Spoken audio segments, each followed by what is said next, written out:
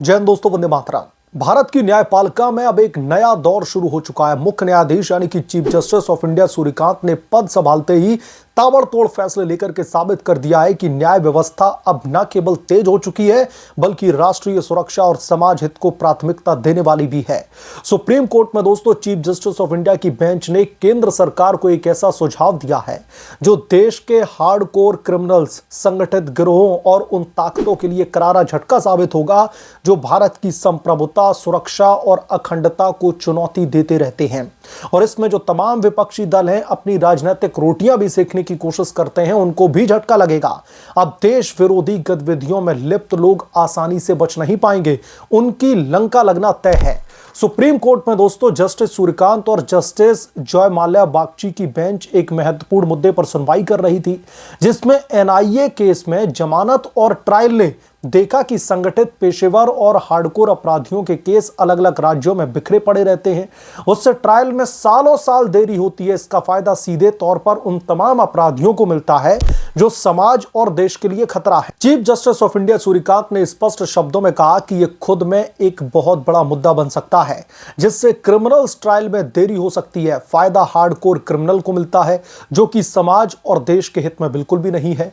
Bench ने दोस्तों मोदी सरकार को सुझाव दिया कि केंद्र सरकार नए कानून पर विचार करे, जिसके तहत केंद्रीय कानूनों के तहत दर्ज ऐसे केसेस की जांच और ट्रायल सीधे नेशनल इन्वेस्टिगेशन एजेंसी यानी कि एनआईए को सौंप दिया जाए।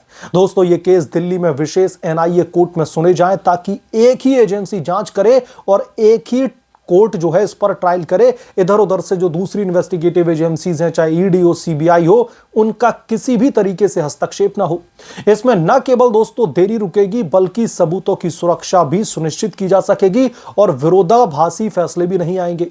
कोर्ट ने एनआईए एक्ट की धारा 6 का हवाला देते हुए कहा, जिसमें स्पष्ट तौर पर यह लिखा गया है कि अगर अपराध भारत की संप्रभुता, सुरक्षा, अखंडता या फिर किसी राज्य की सुरक्षा को प्रभावित करता है तो एनआईए राज्य से केस अपने हाथ में ले सकती है। वर्तमान में कई राज्यों में अलग अलग एफआईआर दर्ज होने से अपराधी इसका सीधे तौर पर फायदा उठाते हैं। कई इन्वेस्टिगेटिव एजेंसीज इन्वॉल्व होती हैं। अब दोस्तों chief justice of India Suryakant की बेंच का सुझाव है कि ऐसे सभी केस एनआईए के पास में कंसोलिडेट किए जाएं। यह सुझाव उन मामलों के लिए विशेष रूप से दोस्तों क्रांतिकारी साबित होगा जहां पर आतंकवाद, माओवाद, अलगावाद या फिर अंतरराष्ट्रीय संगठित अपराध जैसी देश विरोधी गतिविधियां शामिल होती हैं। अब तक दोस्तों राज्य की पुलिस और कोर्ट के बीच में समन्वय की कमी से कई बड़े अपराधी जमानत पर बाहर घूमते रहते हैं, जिनके खिलाफ में यूएपीए लगता है। कई इन्वेस्टिगेटिव एजेंसीज का इन्वॉल्वमेंट होता है, फिर भसड़ होती है।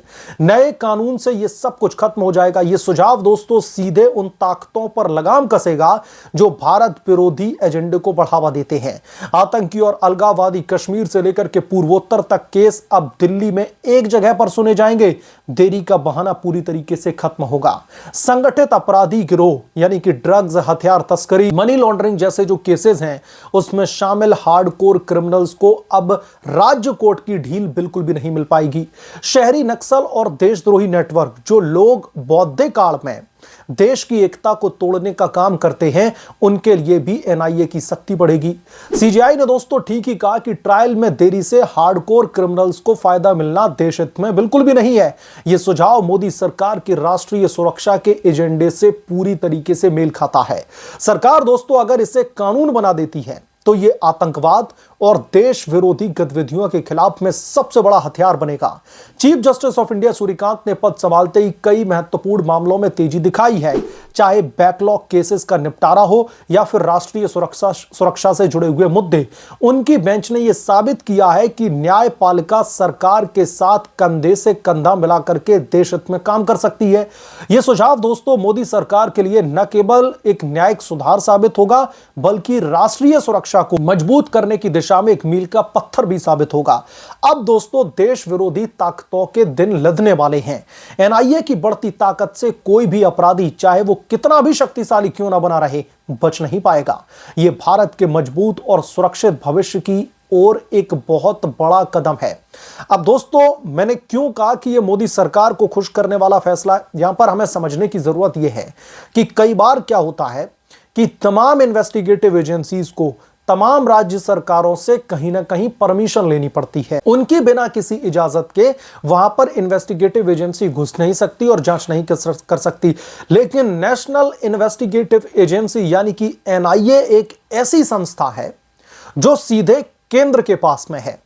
केंद्र सरकार की तरफ से अगर आदेश दिया जाएगा तो इससे कोई भी राज्य की सरकार रोक नहीं पाएगी। वहीं अगर हम सीबीआई की बात करें, इन्फोर्समेंट डायरेक्टोरेट की बात करें, इनकम टैक्स डिपार्टमेंट की बात करें, इन्हें अगर किसी राज्य में जाकर के कार्रवाई करनी है, फॉर एग्जांपल मान लीजिए कहीं से एक ही रिपोर्ट निकल कर आती है कि पश्चिम बंगाल में बड़े पैमाने पर बांग्लादेशी घुसपैठिए घुस चुके हैं जो कि नेशनल सिक्योरिटी के लिए बड़ा थ्रेट है, और अगर वहां पर जाकर सीबीआई को जांच करनी है तो सीबीआई को पहले ममता बनर्जी की सरकार से बाकायदा परमिशन लेनी पड़ेगी, उसके बाद ही जांच कर सकती है। अब मान लीजिए वो घुसपैठिए ममता बनर्जी के लिए एक बहुत बड़ा वोट बैंक का हिस्सा है, ममता बनर्जी के लिए पॉलिटिकल फायदे का सौदा है, तो ममता बनर्जी क्या करेंगी इस सिचुएशन में? इस मामले को लटकाएंगी, सीबीआई से जवाब तलब करेंगी, सीबीआई से जो है कुल मिलाकर के आनाकानी करेंगी वो परमिशन देने में, ताकि सीबीआई पश्चिम बंगाल की सीमा में घुस के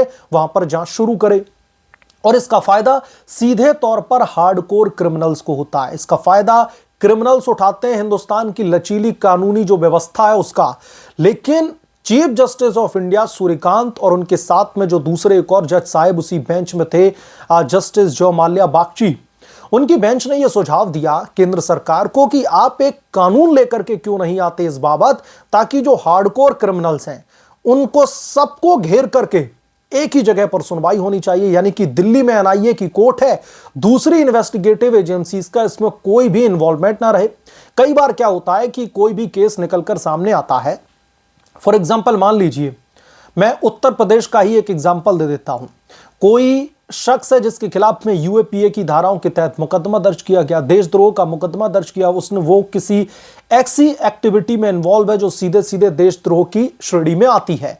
अब उसमें उत्तर प्रदेश की पुलिस की अलग से कार्रवाई चल रही है, एनआईए की अलग से कार्रवाई चल रही है, ईडी अपने मनी लॉन्ड्रिंग के एंगल ढूंढ के उसमें घुस गई, उसके बाद में सीबीआई की तरफ से भी जांच की जा रही है।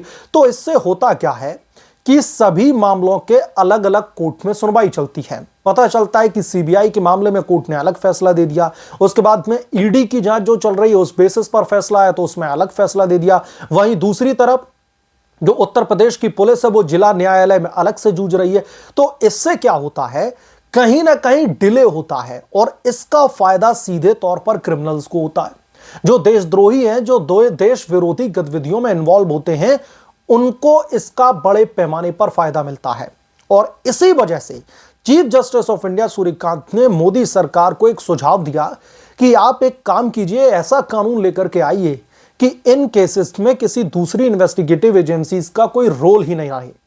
यानी कि सीधे सीधे यह मामला केंद्र की सरकार से आदेश पारित किया जाए, एनआईए की टीम उस राज्य में जाकर के कार्रवाई करने लगे, अपने मामला रजिस्टर करे, इन्वेस्टिगेशन आगे शुरू करे, और दिल्ली की एनआईए कोर्ट एक ही झटके में जो है उस क्रिमिनल का काम तमाम कर दे, जो भी फैसला सुनाना है एक ही झटके में आ जाए। तो इसीलिए इसे मोदी सरकार के लिए एक बहुत बड़ी जीत के तौर पर देखा जा रहा है, क्योंकि देश विरोधियों के लिए प्रधानमंत्री नरेंद्र मोदी और एनडीए की सरकार का जो एजेंडा है वो कहीं ना कहीं अब chief justice of India Suryakant की इस सोच से मेल खाता दिखता है। और सबसे बड़ी बात पता क्या है दोस्तों, सुप्रीम कोर्ट का यह कदम इस देश की इंटीग्रिटी, इस देश की संप्रभुता, अखंडता और जो इस देश के दुश्मन हैं उन्हें धूल चटाने के लिए है, और यही मोदी सरकार की मंशा है। तो इसीलिए अब राजनीतिक गलियारों में यह चर्चा शुरू हो चुकी है कि सीजेआई सूर्यकांत साहब ने यह फैसला सुनाकर मोदी सरकार को खुश कर दिया है। और मोदी सरकार भी यही चाहती थी कि कुछ ऐसा किया जाए ताकि इन गद्दारों को, इन देशद्रोहियों को एक जगह लाकर फांसी पर लटकाया जाए, एक जगह लाकर इनको जो है जेल की सजा जो है दिलाई जाए, सलाखों के पीछे भेजा जाए। लेकिन बार बार मल्टीपल एजेंसीज के इन्वॉल्वमेंट की वजह से ये कहीं ना कहीं एक कह लीजिए डिले होता है केस, और फिर मामला विपक्ष के पाले में भी चला जाता है, विपक्ष की तरफ से भी हो हल्ला कटने लगता है। जैसे अगर हम दिल्ली में जो उमर खालिद और आसाम में जो उसका एक और जो दूसरा साथी है जेएनयू का पूर्व छात्री है शर्जील इमाम, इनके जो केस है इनके खिलाफ में यूएपीए के तहत कार्रवाई की गई है। अब इसमें दिल्ली पुलिस की इन्वॉल्वमेंट, मनी लॉन्ड्रिंग की इन्वॉल्वमेंट, पैसे की भी फंडिंग की चेक की जा रही कहां से क्या है, तो बहुत सारी दिक्कतें पैदा होने लगती है। और अगर यह मामला एनआईए के पास में होता तो यकीनन तौर पर अभी तक ये कब का सुलझ गया होता। बहरहाल सुप्रीम कोर्ट की तरफ से दोस्तों जो ये बड़ा आदेश जारी किया गया है, जो सीजेआई सूर्यकांत की तरफ से, मैं आदेश नहीं कहूंगा, निर्देश दिया गया, सुझाव दिया गया केंद्र सरकार को, और टारगेट एक ही है, हार्ड कोर क्रिमिनल्स के ऊपर सीधे सीधे गाज डालने का। सुप्रीम कोर्ट ने अपना इंटेंट बिल्कुल क्लियर कट कर दिया। इस पर आप क्या सोचते हैं, आपकी क्या राय है, हमें कमेंट करके जरूर बताएं। जल्द मिलूंगा किसी दूसरे बड़े अपडेट के साथ में, तब तक के लिए धन्यवाद। अगर आप लोग चैनल पर नए हैं तो प्लीज चैनल को सब्सक्राइब करें, साइड बने बेल आइकन को जरूर प्रेस करें, ताकि जब भी मैं कोई बड़ी खबर लेकर आऊं तो इसकी जानकारी सबसे पहले आपको मिले।